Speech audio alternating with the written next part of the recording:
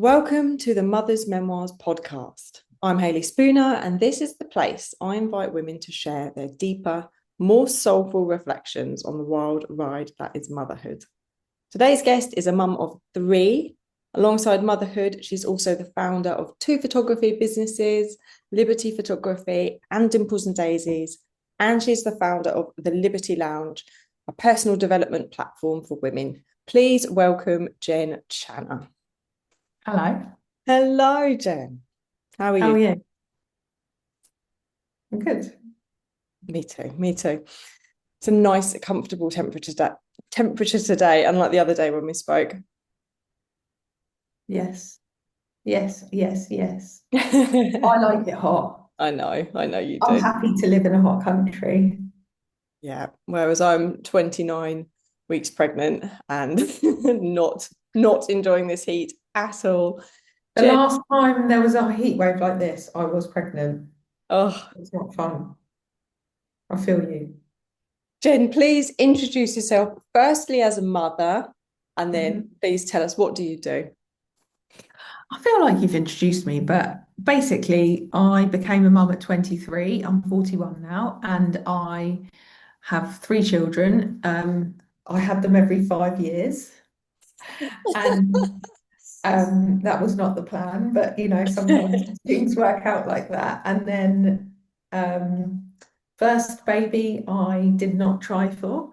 Second baby, I tried so hard for 2 years. We had fertility stuff going on, and I was on Clomid for a year nearly, on and off. And then third baby was so unplanned, but they have all been such shapings of me, and so different personalities that I wonder, they say that they send stem cells back to the mum. I wonder how much holes in my brain I have had through motherhood that they've then had to send me to back up my brain. So everyone's like a little mini imprint of them, or every time I've become a little mini imprint of them as much as they have of me. So yeah, really had wonderful births of amazing kids, and like really probably struggled the most and still do with the first, nearly 18. And That'll be why. It's just an age thing. no, the whole way along. No, The okay. first is, I feel like your firstborn is like a black mirror, and they hold up a mirror to you about all the things you don't like about yourself. And it's like some deep shadow work. So, Ooh. you have to learn to love the first time, and then I think all the pathways are set and they're all in your brain. Because for me, the first time I fell in love with the baby, it wasn't an immediate falling in love. I knew I loved him, but I didn't feel that same like thing. Whereas I think I needed to learn unconditionally loving this small creature. And that happened. And from a business perspective, my business was born when my second was 6 months old. And I had been a stay-at-home mum for 5 years, and I was so fucking bored. So I started a business accidentally, and it grew very quickly, probably from my boredom. I built it. I have ADHD. I built it in an arena where my ADHD was happiest, where I was getting dopamine hits. And this Um, was Dimples and Daisies, your first business, wasn't it? The family yeah, photography. yeah, and I loved it. I still love photography. And yeah, so build in the place that you get the biggest dopamine hit. But Mhm. yeah, so that's me. Lovely. Tell us a little bit about Liberty photography, because some of the questions I want to ask you today really tie back to this idea of um, feeling liberated and being visible. So I just want you to explain to everyone your other business, Liberty Photography, because I think it will really set the stage for some of my questions today. Okay, so after Dimples was about a year old, I still felt like something was missing, and certainly in my life, something was missing, and I felt at the time very unseen. I could walk past my ex-husband naked, he wouldn't look up. I was like desperate for him to see me. I think he'd stop seeing my light. And I think that more than anything, I'd stop seeing my own light. I was definitely complicit in my own self-erosion of shrinking myself for years and trying to become this like wife that I just was not. And I just wanted someone to see me. So I booked a field, took 7 women along and said, let me take your photograph. And I did that, and I didn't know what was going to happen. But the next time, 20 women turned up, and then I knew it was going to be a thing. And I think that for me, that like liberty is not about being sexy for the male gaze. It's about remembering who you are. It's about liberation, the difference between freedom and liberation, freedom being that you're free, and liberation being a process of being liberated, as in it's a dynamic thing that happens from really normally a decision. Mm-hmm. And a conscious decision of I'm not going to shrink myself anymore, and I have been part of this self-erosion. Um, and the only way back to me, the only way for me to be seen is for me to be able to be seen. I can't be seen if I won't let anyone see me, you know? There's that So leap, isn't there? There's that leap of faith, that first time you put yourself out there in any walk of life, but especially in front of a camera. yeah, it's scary. And we have so many memories of teenagehood and 20hood of being in our fullness and it not being received well by other people, either that they were not kind to you or not kind to themselves from seeing you in your fullness. And whatever that was, the body registers it as unsafety from the pack, and our body wants safety. So we get really good at shrinking. And that shrinking can last years, decades, etc. So I started Liberty because I wanted women to feel seen, because I wanted to feel seen. And that grew and grew. And I did have 11 Liberty photographers, but I woke up to a message saying that someone was, yes, so I have 12 Liberty photographers, Hey. I think. So that's Amazing. exciting. Amazing. Well done, Jim. That's incredible. I'm really curious, like, about the specific parts of you that felt unseen in Mhm. those early years of motherhood. And just thinking about it myself, just sort of off the top of my head, I think before I had my first daughter, I'm pregnant now with my second, a little boy, but before I had my first daughter, I'd always been seen in the workplace. I've worked for different sort of advertising agencies over the years and different kind of clients. And there's an element of being seen in that world that sort of tops my ego up and my self-worth.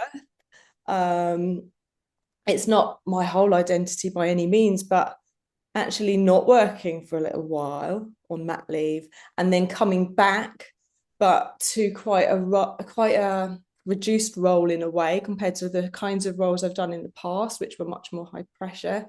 There is a little part of you that goes, oh, I'm capable of so much more than this. I used to be this person in the world of work. And it took me by surprise because took me by surprise because I didn't think I'd kind of miss that little ego boost, but I did feel like a bit unimportant, a bit, some of my gifts felt unseen. So that was something that I kind of went through and eventually come to terms with it. But I'm really curious, like, you talked a bit about being unseen in motherhood and in your marriage as well, like, just, if you will, just go into that a little bit for us, Jen.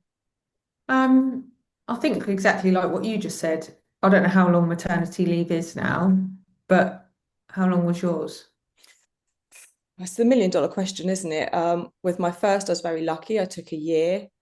This time round, it will be much shorter. It will be hoping to get 6 to 9 months, but our situation has changed financially. We're under more financial pressure now, so it's always this horrible tightrope walk between how much you want to give and what you are able to give. Mm. So in 1 year, if you can imagine, like, what you were talking about really is external validation. Exactly. But if you have a year out of that external validation, because that little creature is not saying, Mom, you're doing a really good job. I'm so proud of you. Mum, Like you're so clever. that kid is not giving you any thanks, in the middle of the night. They're not saying thanks for doing this. I really see the hours you're putting in. Yeah. If your partner even sees that, that's somewhat of a miracle in itself because no one sees you. So if you can imagine that times five for 5 years straight, Mm. like no external validation from how much hard work you put in. Yeah. Oh, that was tough. Yeah. So obviously, when I had a camera in my hands and people were like, "Oh my God, you're amazing. You're a wizard." What I was like, I will take your external validation and I will run with it in that direction because it felt so good after such a fucking dry spell. Yeah. And I Sorry to think no, that's fine, Jen. I think the topic of motherhood does often elicit swearing. Um, I think sometimes when you talk about ego and like topping our ego up, we think it's like this dirty word, but actually when you frame it as self-esteem and like we all need to be seen for our gifts, that's just a natural absolutely. human need, I believe. Obviously it's nice to have some internal self-work as well and have the balance, but we're social creatures. Ultimately, we all have an ego. And the ego isn't going anywhere. The ego is Yes. the brain. So it's not so important that we don't have an ego. It's that our ego doesn't keep us stuck or keep us Mm-hmm. from being able to say, "Oh, I was wrong there," or "I can learn from this place." Like as long as our ego is malleable and buildable on, it's not a bad thing. We just need to upgrade it every now and again if it's keeping us blocked, but also from like that internal external validation thing. Like we can't build our identity on what other people have told us. We must at some point in our life evaluate everything that we've been told about ourselves and go, these are the things that I truly believe are right. Otherwise, if someone says to me, you're this, and I've built my whole ego on externals, then my Mm-hmm. whole foundation shakes. Whereas if I say to you, or you say to me, Jen, you're of Iranian descent, I'll say, well, I don't think I am, and that's the end of it. Jen, I think you've got blue hair. I don't think I am, but okay. Like it doesn't Yeah. matter to me. It won't change who I am as a person. Whereas 5 years ago, maybe it would have, because Yeah. I hadn't I hadn't taken the time out to evaluate that. But yeah, I can't remember your question now, sorry.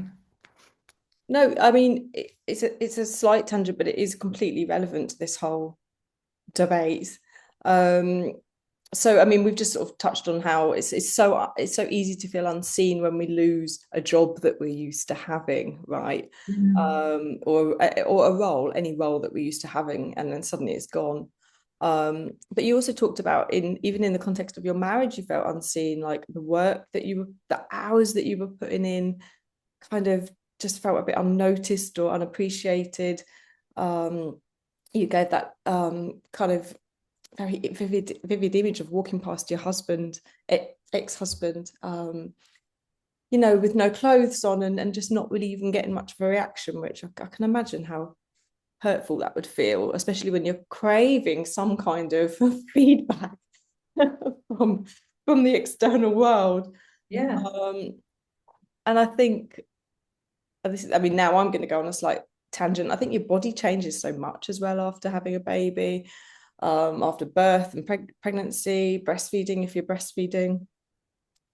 So there's a whole thing there about you sort of want some people want the reassurance of their partner, I feel very that lucky you that I've still that you still never, look good to them, through their yeah, eyes. yeah. Does that resonate at all? Yeah, I mean, I feel very lucky that I've I've always found my body to be quite neutral. Like when I gain weight, I think I look cute, and when I don't have a lot of weight on me, I'm like I'm super cute. Good for you, then. So I don't think it Yeah. was ever so much about that. Like there were times when I looked fucking banging. Like I was 27. I looked great.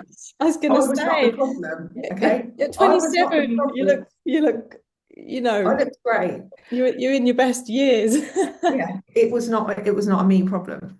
The Okay. me problem was the erosion of me. The me problem was I'd stopped turning my light on. I'd stopped doing things for my own pleasure. I'd stopped doing things that I want so that you could say to me, what do you want to do? And I'd be like, I actually have no clue because I can't remember what it feels like to prioritize me. And that in itself is such a dangerous road to go down because it's a slippery slope. So, I am important is one of my favorite mantras in that I will tell it to women, like you are important, and that is a hill that I will die on. Nobody is going to prioritize you if you don't prioritize yourself, because as humans, it's not that we're trying to be selfish, it's that we have a lot to live through in 2026, and we will naturally think that if you present as okay, that you are okay.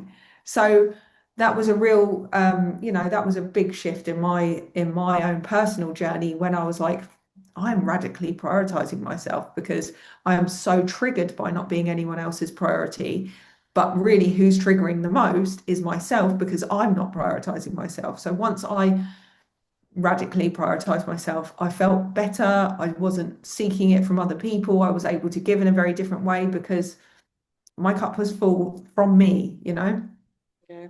I find this fascinating because, I mean, we're both mums, but quite different. Your kids are a lot older than mine. I'm still very much in those early years trenches.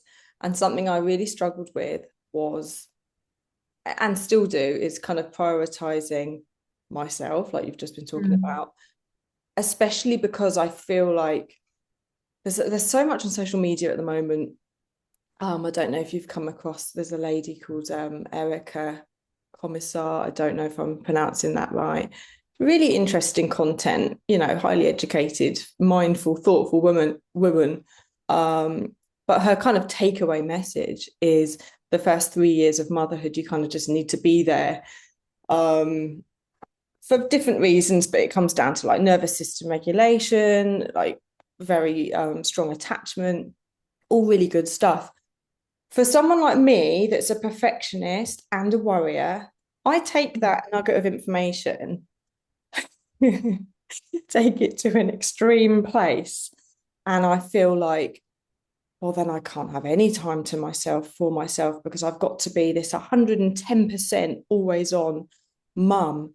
So is it even okay to send them to nursery? And is it even okay to um, leave the room to go and do something for a minute? And I take it to a place that's not always rational. And I think there's been a real tension for me these first couple of years between this perfectionist kind of need to be there all the time, mum, which isn't possible because that's utterly emotionally dysregulating for me. So then I'm no good to anyone. So there's this Hayley, I'm tension being, there. Hayley, I'm being kicked out, but shall we carry Ah, on this conversation at home? yeah, all right, love. To be continued. Okay, we're back. Yeah, to summarize, I think any extreme camp, whether it's, nature, earth mother, spend all your waking hours with your child. And then you've got the other extreme, which is, never see them, um, do everything the kind of much more of a hands-off way. Any extreme message is just, I think, a bit dangerous because if you're a certain kind of brain like mine, that is looking for advice and support and information, you can kind of take those messages to unhealthy places. They might even be unhealthy in their essence anyway, I think, when they're so extreme and there's no room for nuance. I said to summarize, that was not a summary at all. I just think it's really hard in the early years as a mother to know what your approach is and feel confident in it because you're just learning on the job for a lot of people, you're I just mean, everyone is learning on the job, right? Um, I think that the problem is when you're a first time mum, no offense, but you You haven't gained the confidence to be able to watch these things and not allow them to shake your foundation. Yes. So your job is to go, I love what she's saying here. I'm going to apply it. Don't agree with that. Not going to let it change me. And when you have that level of confidence, when you're like, I love that that's working for you. That's amazing. Go you. Mm-hmm. That ain't for me. Mm-hmm. That's like that's really where you want to aim to be at. Like, and when you have your second baby, you will be there. Okay. Like, Yeah. I don't know what happens to the brain, but the first time you have a baby, you question yourself on everything. The second time you have a baby, you're like, oh, I already have the wiring for this. I've already been here. With the first, every single step is novel. So until Georgia's 18, you'll be like, what the fuck are we doing? What are we doing now? What's happening now? Like, but with the second, you're like, I've done this before. I know it's not a me thing. Like, I know that a 2.5-year-old tantrum does not mean that I am the worst mum on the planet. It means that my child is having a hard time and I just need to support them through that. My personal opinion is you've got a few years that your identity is so eroded in the beginning because your child needs you so much, especially if you're breastfeeding, co-sleeping, etc. Like, they need you, like, to help them wire their brain. Yeah. Your job is to keep them as calm and as happy as you possibly can. That aside, your job is to sleep as much as you can and to regulate yourself as much as you can. Yeah. Other than that, you shouldn't really have the pressures that society put on you. However, we do. Yeah. So This what is do you do it. about that? This is it. Like, when you're in that, you know, it's not realistic for you to say, all I'm going to do is just nurture this child. Like, it's not a realistic thing in 2026 in the society that we live in. We don't have the village. We don't have things that are set up that mean we can just go and lie by a lake for an hour and be like still with nature as much as we would love to do that or not. So I think your job as a mum and as a young mum is to be able to build enough resilience that you cannot take everything personally that doesn't feel like exactly like your journey. And I know you'll get there because I know I've been there in the perfectionist mum stage. And I know that it is something that at some point you go, fucking hell, I'm doing a really good job. Like, that's all I need to know. Am I trying my best? Yes. Am I looking after myself and my child? Yes. Like, are they mostly happy? Great. Like, it's not it's not something that you should allow yourself to be shaken by. But everyone on social media is sending a very strong message, and the people that are best at social media are sending a very polarizing message. Yeah. So Yeah. That's we their don't job. want to, That's what yeah, that's her that's job. part of their role as She might be like, fuck a these voice and kids. an influencer. Yeah, the minute that like she's off camera, she might, I need a minute, you know? Um, and good for her, understandable, that is her job. But don't take everything from socials, and definitely don't watch socials that don't make you feel good. Like, Yeah. it's protect your peace as much as possible and protect your sleep as much as possible. Yeah. I think that's fantastic advice, Jen. And I think it's probably advice that you kind of have to go through it that first time. Sometimes the only way is through, isn't it? And then you start to just get a bit of your own gut feeling back about things. But it does take a while. I think you're right. When You something's need so to just new. say, I trust myself more than anyone else. My opinion of me matters more than anyone else. Like, Yeah. you're doing great. Like, you don't need anyone else to tell you you're doing great, like, especially not a guru on social media, because Mm. she's doing great in her own way. But there's no definitive right or wrong. It's what's right for you is Yeah. right for you. What's right for me is right for me. That they could be so different and Yeah. still be okay. Yeah. I love that, Jen. And before this turns into a personal therapy session, Ah. um, Have you got more questions? I do have a few. Go on. I thought what we'd do is get the mother and baby book out. So part of Yeah. Mother's Memoirs is that we sell these lovely hardback journals full of journaling prompts to help you capture your motherhood years, the trials, the tribulations, the triumphs, all of it. And some people use it as a journal just purely for themselves, a cathartic exercise, to write it all out, to capture like the treasured memories as well. And other people use it literally as a memoir to hand down to their children. My own one, I want to hand it down to Georgia in case she's a mum one day. So what I'm going to do is, I've got it here. I'm going to flick through the pages. You're going to say stop. Not like go, the other day. not go like you did the other day. Confuse the hell out of me. You're going to say stop, and we're just going to see what comes up for you today. And you can just share anything that comes to mind really on this journaling prompt. So I'm going to start flicking through, and you just say when. Stop. Okay. All right.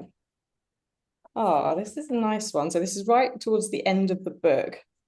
And the title is If You Ever Feel Lost. So this is more for your handing down to your children if they ever feel lost in life. It's so the prompts underneath it are: where I hope you will turn, what kind of love I hope you find, what I want you to know about hard days. I feel like we've just been touching on this already today.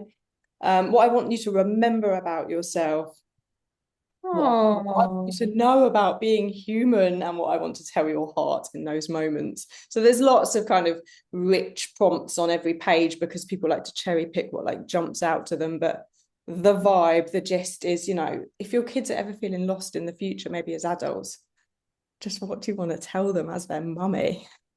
I think I would want to say that, like, we all feel like that, my darling. Like, I promise you that you feeling lost is temporary, because I want you to know that your feelings, whatever, like, however gross they are, or however like heavy they are, and like they feel like that when you're feeling them, you feel like you're going to feel them forever.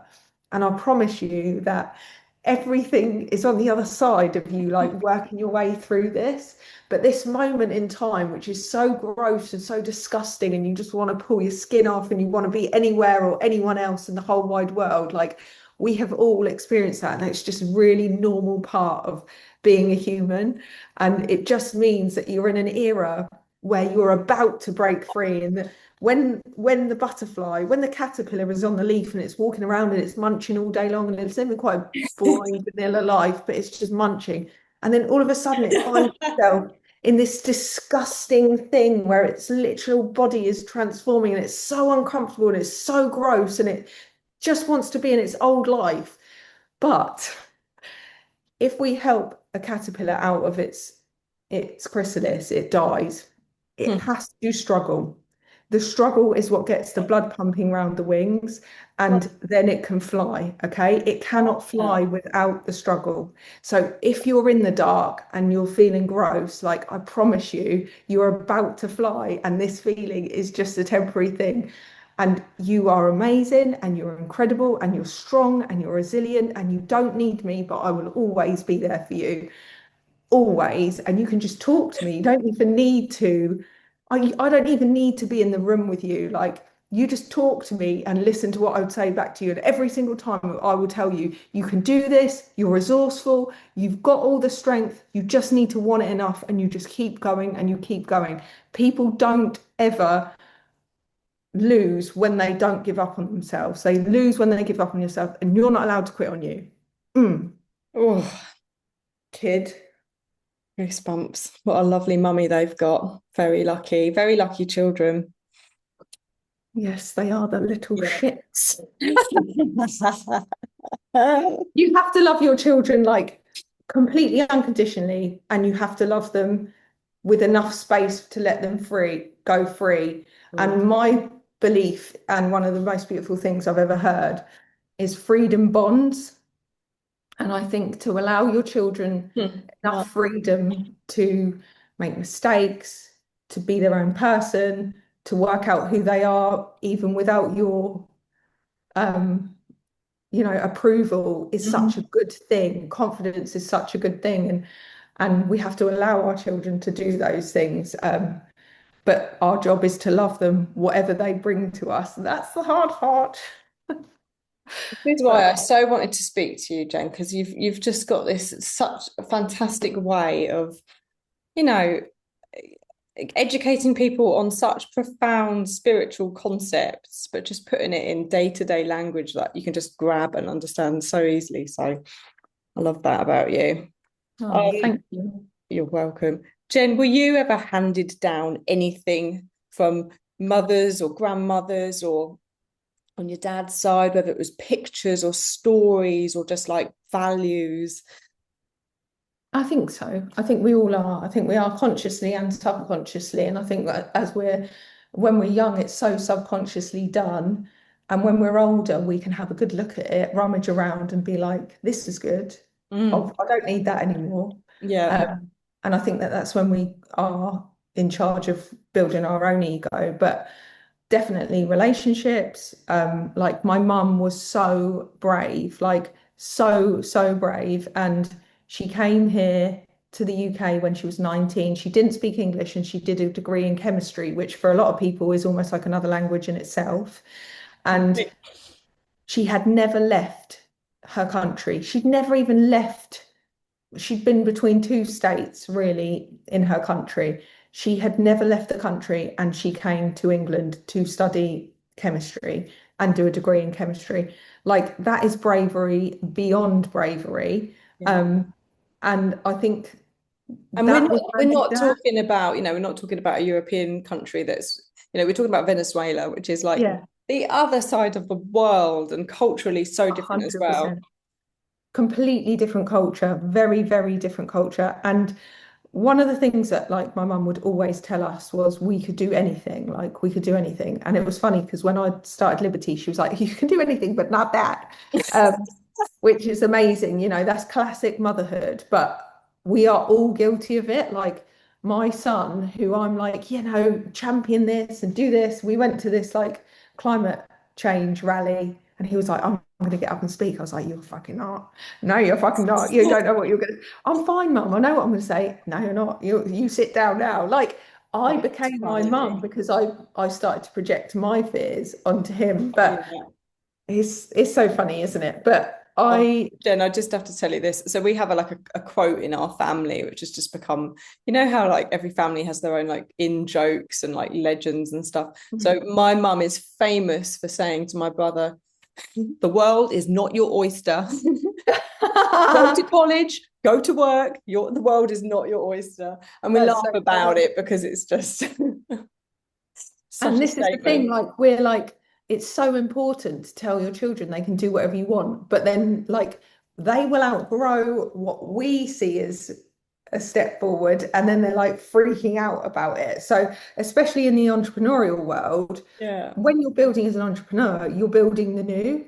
So if you tell your mum or dad you're going to be a doctor or a teacher or a lawyer, they're like, okay, I can discuss there's a template for that.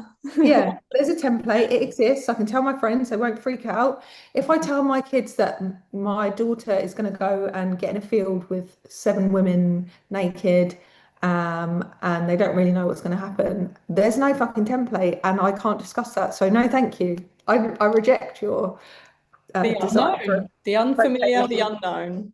Exactly. But my mum came here and she never found a job. And I think that from a career perspective, I think she struggled with that. I think she struggled with her loss of identity around her teaching, which is, a little bit what we were talking about then. And I honestly believe that she had so much more to give. I still think she does. I tell her weekly to start a TikTok because she's so annoying in the She's teaching everyone in day-to-day life. Trying to, and they don't want to hear it. Oh, my cat's caterwauling. She's on heat. Do you want to go outside? Anyway. Really interesting, Jen. Yeah, we're handed down so much, aren't we? Sometimes in very concrete, physical ways, like a memoir, a journal, a photograph album. In your case, a lifetime of photography of your family, and all of your friends.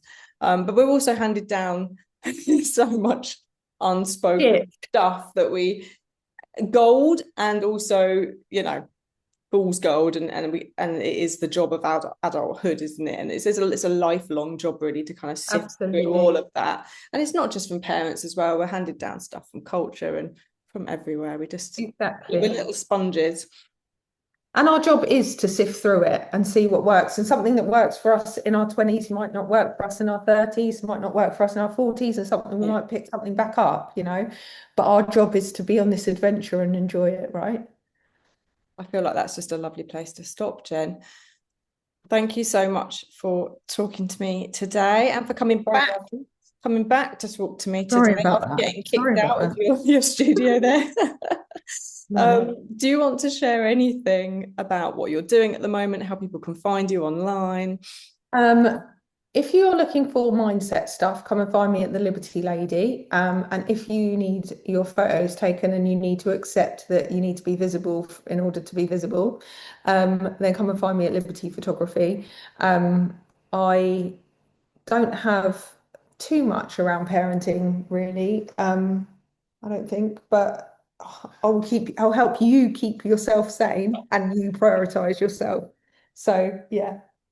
Yeah, you're here for the ladies. You're here for the mums. I'm here for the mums. I'm here for the mums and the women to keep our cups topped up so that we can keep doing the best job that we can. Absolutely. Yeah. All right, Jen. Thank you so much for today.